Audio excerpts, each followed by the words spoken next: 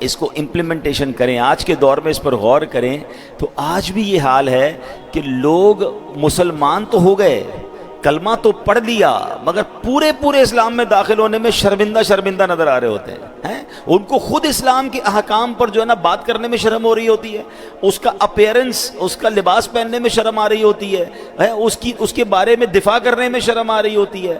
تو یہ کیا ہے؟ ہم مسلمان ہیں تو دل و جان سے مسلمان ہیں نا، ہم مسلمان ہیں تو اس پر ہمیں پراؤڈ ہونا چاہیے، اس پر ہمیں فخر ہونا چاہیے۔ ہم کسی اور کی رعایت میں کسی اور مذہب والوں کو خوش کرنے کے لیے، کسی اور سوسائٹی کو خوش کرنے کے لیے اپنے اسلام کے احکام کو کیوں پس پش ڈالنے کی کوشش کرتے ہیں؟ یا جناب اس کو ببانگ دہل یا جس کو کہتے ہیں پراؤڈلی ہم اناؤنس کیوں نہیں کر رہے ہوتے؟ تو قرآن کہتا ہے ایمان والو اسلام میں پورے داخل ہو جاؤ، یہ آدھے داخل ہونا، پاؤ داخل ہونا، یہ ایمان کی پختگی نہیں ہے۔ تو اے میرے پیارے اسلامی بھائیوں، یہ تو اس زمانے میں تھا، اب آج بھی کیا ہوتا ہے؟ بہت ساری ایسی چیزیں کہ دوسرے مذہب والوں کی رعایت میں ان کو خوش کرنے کے لیے، اب وہ قربانی کے دنوں میں کئی سارے آپ نے دیکھا باتیں آتی ہیں، آنا شروع ہو جاتی ہیں، یار یہ قربانی جو ہے اس میں اربوں روپے خرچ ہو رہے ہیں، تو اس کی جگہ کسی غریب کی بچی کی شادی کرا دی جائے، تو جناب اس میں کچھ اور ہو جائے، اتنا خرچ کیوں ہوتا ہے؟ ہم ایمان والے ہیں، ہمیں پتہ ہے کہ اگر ہمارے پاس استطاعت ہے تو اب قربانی واجب ہے، اور یہ میری شریعت کا حکم ہے، اب میری عقل یہاں نہیں چلے گی، میری لاجک یہاں نہیں چلے گی، ہیں؟ مجھے ایک بات یہاں بات چلی ہے تو میں ایک اور بھی کہتے ہیں نا کہ وہ دلوں میں جو سوئی چبوئی جاتی ہے یا ذہنوں میں وسوسے ڈالے جاتے ہیں، مجھے ایک بات بتائیں، یا آپ ابھی اٹھا لیجئے گا، ابھی آئے گی نا قربانی کے دن آئیں گے تو یہ باتیں آپ کو سوشل میڈیا پہ نظر آنا شروع ہو جائیں گی کہ جناب یہ اربوں روپے مسلمان قربانی پہ خرچ کرتے ہیں، وہ فلاں ملکوں میں تو لوگ غریب ہیں اور جناب اتنے مشکلات میں ہیں تو غریب لوگوں کی مدد کر دی جائے۔ اچھا اب حج پہ لوگ جائیں گے، اس پر اعتراض شروع ہو جائے گا کہ خربوں روپے جناب حج پر خرچ کر دیتے ہیں، آپ کے پڑوس میں تو غریب بچے موجود ہیں تو غریبوں میں جا کے پیسے تقسیم کر دیں۔ پھر آگے چلیں تو جب ربیع الاول کی باری آئے گی، مسلمان اپنے آقا علیہ الصلوۃ والسلام کی جب خوشی منائیں گے، اس وقت یہ ڈسکس شروع ہو جائے گی کہ جناب اتنا چراغاں تو اتنی جو ہے وہ خوشی منائی جاتی ہے، کسی غریب کی جو ہے وہ مدد کر دی جائے۔ تو جب آپ اسلام کا نام لیں گے، جب اللہ رسول کے نام پر خرچ کرنے کی بات آئے گی، جب کسی اسلامی تہوار کی بات آئے گی، تو یہ لوگ نکل کر مسلمانوں کو کنفیوز کرنا شروع کر دیتے ہیں۔ اب چونکہ علم تو ہے نہیں تو جناب اب یہ ساری باتیں دماغ میں آتی ہیں کہ یار یہ ہم اتنا خرچ کیوں کرتے ہیں، ہم کس لیے کرتے ہیں؟ دیکھیں میں دونوں چیزوں کا آپ کو جواب دے دیتا ہوں۔ پہلی بات تو یہ ہے، کبھی ہم یہ کیوں نہیں سنتے کہ جناب یہ 31 دسمبر پر نیو ایئر نائٹ منانے کی بجائے اس رات خرچ ہونے والے اربوں روپے جو آتش بازی پر، جو ناچ گانے پر، جو شراب کی محفلوں پر لگائے جاتے ہیں، وہ جناب کسی غریب کے پر خرچ کر دیے جائیں؟ ہم کبھی یہ کیوں نہیں سنتے کہ اتنے بڑے بڑے کرکٹ میچ، ان کی اوپننگ سیریمنی تو اس کی اینڈنگ سیریمنی، اس پہ کروڑوں روپے خرچ کرنے کی بجائے جتنے میلے اور پتہ نہیں کتنے یوم اور کیا کیا بنایا جاتا ہے، ان تمام چیزوں پر خرچ نہ کرو جناب، کسی غریب کے اوپر خرچ کر دو۔ یہ جب بھی اٹیک ہوگا اسلامی چیزوں پر کیوں ہوگا؟ یا تکلیف یا ہمدردی غریب سے نہیں ہے، یہاں دشمنی اسلام سے ہے، یہاں آپ کو اسلام اور دین سے دور کرنا ہے۔ میں بڑا سمپل کوسچن کرنا چاہتا ہوں، کسی غریب کی مدد کرنا یا کسی محتاج کی ہیلپ کرنا، یہ ثواب دینے والا کون ہے؟ جواب دینا، اللہ ہے نا۔ اس کی طرف ہمارا ذہن کس نے لگایا؟ شریعت نے لگایا کہ انسان کی مدد کرو، غریبوں کی مدد کرو۔ اسی شریعت نے کہا کہ حج کرو، اسی رب کا حکم ہے کہ قربانی کرو۔ میرے رب نے ہی مجھے غریب لوگوں کی مدد کے بارے میں فرمایا نا، لیکن اگر وہی رب فرماتا ہے یا شریعت کہتی ہے کہ قربانی کے دن جس پر قربانی واجب ہے، غریبوں پر تو ویسے ہی واجب نہیں ہے، جس پر قربانی واجب ہے وہ واجب ادا کرتا ہے، تو اس دن قربانی کا خون بہانے سے زیادہ افضل جو ہے کوئی عمل نہیں ہے۔ تو اب اس دن کوئی کہے میں قربانی چھوڑ کے میں جناب اس کے پیسوں سے کچھ اور کر لوں، یہاں آپ کی اور میری عقل نہیں چلے گی، جو شریعت کا حکم ہے وہ چلے گا۔ اچھا اب آ جائیں، کیا ہمارے ان تہواروں میں غریبوں کی مدد نہیں ہوتی ہے؟ کروڑوں ایسے مسلمان ہیں جو ان دنوں میں گوشت کھاتے ہیں جن کے گھر میں سارا سال گوشت نہیں پکتا۔ کیسے گوشت جاتا ہے؟ یہ قربانی ہوتی ہے تو گوشت جاتا ہے۔ بلکہ اگر آپ اسٹارٹ کریں، سب سے پہلے مجھے بتائیں یہ قربانی کا جانور آتا کہاں سے؟ یہ سارے قربانی کے جانور آتے ہیں گاؤں سے۔ گاؤں کے لوگ سارا سال جانور پالتے ہیں، چھوٹا سا بچڑا لیتے ہیں، بکرا لیتے ہیں، پالتے ہیں، اور اب ان دنوں میں مہنگے داموں میں ان کا سامان بکتا ہے، تو یہ پیسے کدھر جاتے ہیں؟ اکانومی کو جو سمجھنے والے لوگ ہیں، کامرس کو سمجھنے والے وہ لوگ ہیں، وہ جانتے ہیں کہ اکانومی چلتی ہی جب ہے جب امیر کی جیب سے پیسہ نکلے اور باقی لوگوں کی جیبوں میں چلا جائے، اربوں روپے کی رولنگ شروع ہو جاتی ہے۔ ایک اگر آپ غور کریں نا تو پہلے تو گاؤں گوٹھوں کے لوگوں کا فائدہ ہوتا ہے، پھر جب یہ سارے جانور شہروں میں آتے ہیں تو ٹرانسپورٹیشن کا کام شروع ہو جاتا ہے، ٹرک والے، سوزوکی والے، ان کے ساتھ بیچارے کچھ غریب مزدور بھی ہوتے ہیں۔ اب منڈی میں جائیں تو چارے والوں کے سٹال لگ جاتے ہیں، یہ جتنے چائے پانی والے ہیں، کھانا کھلانے والے، منڈی آباد 1.5 2 مہینے۔ یہ کن غریبوں کا بھلا ہو رہا ہے؟ یہ غریبوں کا بھلا نہیں ہو رہا؟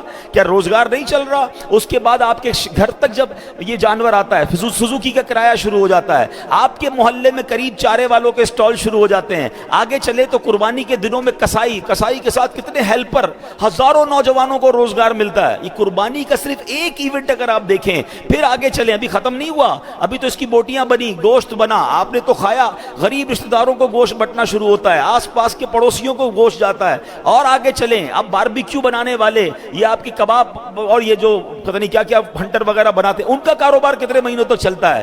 اور آگے چلے تو قربانی کی کھالیں، ان کھالوں کے ذریعے لیدر فیکٹریاں چلنا شروع ہو جاتی ہیں، اس کے اندر کتنے ہزاروں لاکھوں نوجوانوں کو اور لوگوں کو روزگار ملتا ہے، صرف ایک تہوار۔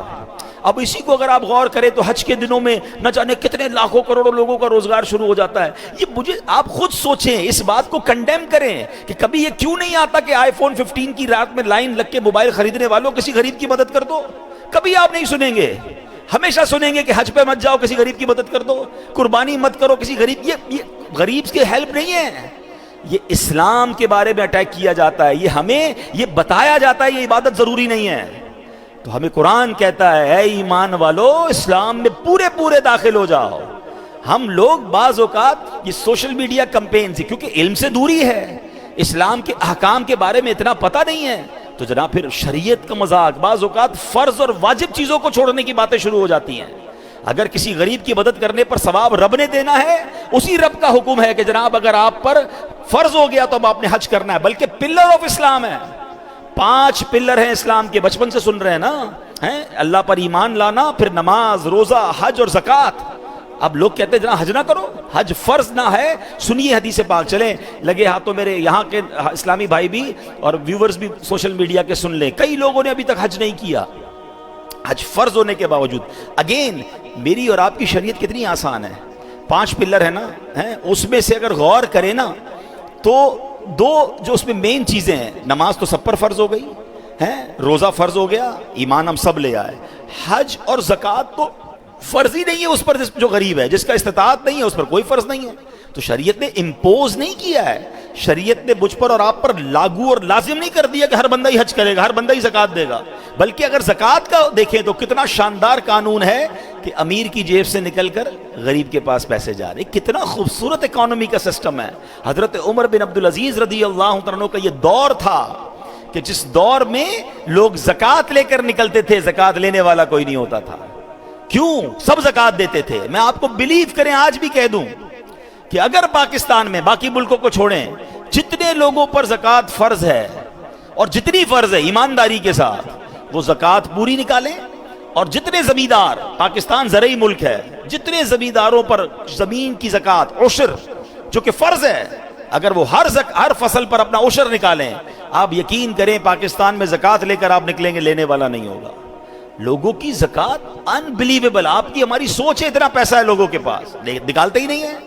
اگر اسلام کے احکام پر ہے ایمان والو اسلام میں پورے داخل ہو جاؤ، اگر زکوٰۃ کے حکم کو ہی پراپر نافذ کر دیا جائے، آپ سوچ نہیں سکتے کتنا غریبوں کا بھلا ہو جائے گا، لوگ الحمدللہ نہال ہو جائیں گے۔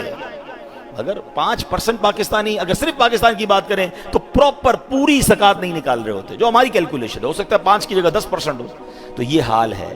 اسلام میں پورے داخل ہونے کا مطلب یہ ہے ہمارا معاشرہ خوشحال ہو جائے گا۔ تو بات چل رہی تھی کہ ہمیں یہ بات سمجھنی ہے کہ جب شریعت، اچھا حج کی بات چل رہی تھی کہ جو استطاعت کے باوجود حج نہ کرے، حدیث پاک کا مضمون ہے، میرے آقا فرماتے ہیں ذرا ڈر جانا، اللہ کے حبیب علیہ الصلوۃ والسلام فرماتے ہیں کہ جو استطاعت کے باوجود حج نہ کرے مجھے کوئی غرض نہیں، یعنی حدیث پاک کا مضمون ہے کہ وہ مجھے کوئی پرواہ نہیں کہ وہ عیسائی ہو کر مرے یا یہودی ہو کر مرے۔ یعنی اس کا مطلب یہ ہوا کہ جو استطاعت، اگین اس کے پاس پیسہ ہے، اس کے پاس اسباب ہے اور وہ حج نہیں کرتا، تو اس کے ایمان پر خاتمہ نہ ہونے کا خوف ہے۔ اگر کوئی میرا ایسا بھائی مجھے سن رہا ہے، میری کوئی ایسی بہن مجھے سن رہی ہے کہ جناب بعد میں کر لیں گے حج، اگلے سال کر لیں گے، ابھی ذرا بچی کی شادی کر لیں، ابھی ذرا گھر بنا لیں، فرض ہو گیا، اب تاخیر نہ کریں، اب جائیں، فوراً کریں۔ اور میں آپ کو صحیح بتا رہا ہوں، اگر آپ کے کچھ مسئلے ہیں نا، لوگ کہتے ہیں بچی کی شادی ہو جائے، فلاں چیز ہو جائے، ارے ادھر جاؤ، ادھر جا کے سارے کام پہلے ہی ٹھیک ہو جاتے ہیں۔ مٹتے ہیں جہاں بھر کے آلام مدینے میں، بگڑے ہوئے بنتے ہیں سب کام مدینے میں۔ وہ جگہ تو کام بنانے والی ہے، اگر پریشان ہو تو پہلے چلے جاؤ۔ اور حج کرتے وقت یہ بھی نہ سوچے کہ بے غریب ہو جاؤں گا، اتنے سارے پیسے لگ جائیں گے۔ فرض ہو گیا، کرو، حدیث پاک کا مضمون ہے، حج کرو غنی ہو جاؤ گے، حج کرنے سے اور مال میں اضافہ ہوگا۔